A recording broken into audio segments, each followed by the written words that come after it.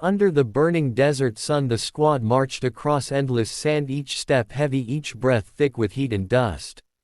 Private Island Rhodes walked quietly among them, a shadow in uniform, silent as wind over stone, eyes lowered, rifle held firm like a lifeline. She carried a stillness that made her almost invisible. Others talked, joked, complained, but not her. She barely spoke since training, and many wondered why she was even here, yet no one had seen how deep her resolve ran, how sharp her mind was, how steady her hands could be in danger. Hours passed, sand dunes seeming identical, sky shimmering, waves of heat dancing like ghosts above the horizon. Lieutenant Hale stopped, lifted his hand, and everyone froze, scanning the distant rocky valley where danger always hid like a silent predator. Reports spoke of enemy scouts infiltrating these routes, nothing heavy, just recon. They believed it was routine. A faint metallic click snapped the moment. Sergeant Donovan stiffened, boot pressed on a buried trap, wires hidden in sand. His face drained, fear rising raw and real. A tense silence held the world still until a soft voice cut through. "Do not move, sir." Island knelt beside him, calm gaze focused, hands steady like surgeons under fire. No one had seen this side of her, controlled, skilled, and trained to diffuse death. Minutes crawled, hearts pounded, the desert held its breath until she lifted Donovan's boot and disabled the mine, safe and silent. The squad exhaled, stunned. "Good work, Rhodes," Donovan murmured, shock mixing with respect. A new awareness settled around her like armor, not loud but real. They moved forward, more cautious, but later Hale froze again, raising binoculars toward ruined stone walls ahead. Enemy movement, heavy weapons, guards scanning. The plan was observation, withdrawal, no fight unless necessary. But fate does not obey plans in war. A roar exploded from the left, sand erupted, rock shattered, and RPG slammed into the dune behind them. The squad hit the ground, bullets slicing air, kicking sand like angry sparks. Ambush. Radio crackled, static jammed, their signal, enemies closing in from ridge.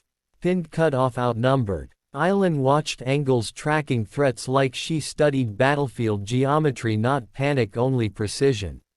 "We cannot hold like this," she whispered low but firm. "Enemy has a jammer northeast ridge behind rock cluster, I can reach it unseen." Suicide, some thought, but not in her eyes. Hale hesitated, then nodded. "Rhodes, go, bring us our lifeline." She moved like wind, low, fast, sliding behind dunes, sand scraping her palms, dust burning her lungs, bullets passing inches from life.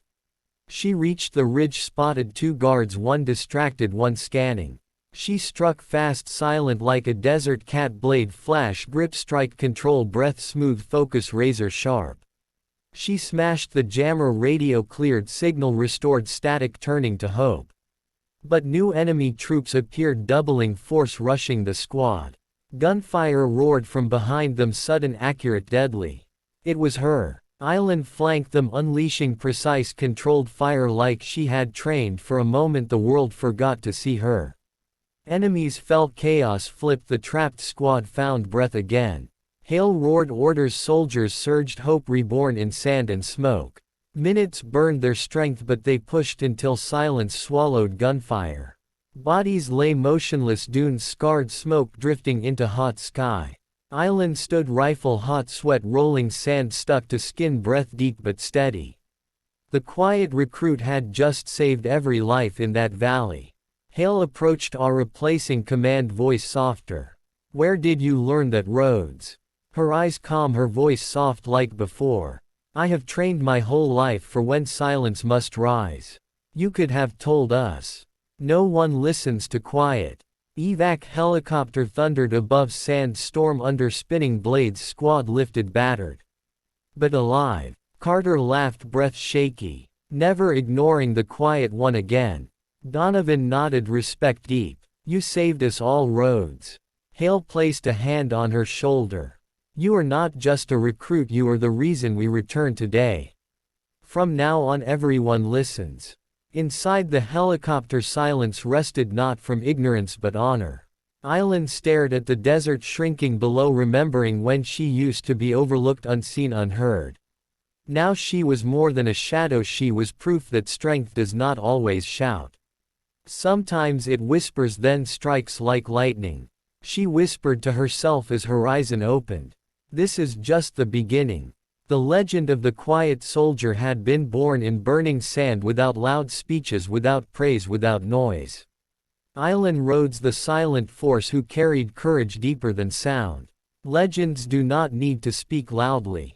Their actions echo across battlefields louder than any voice. And her echo had only just begun.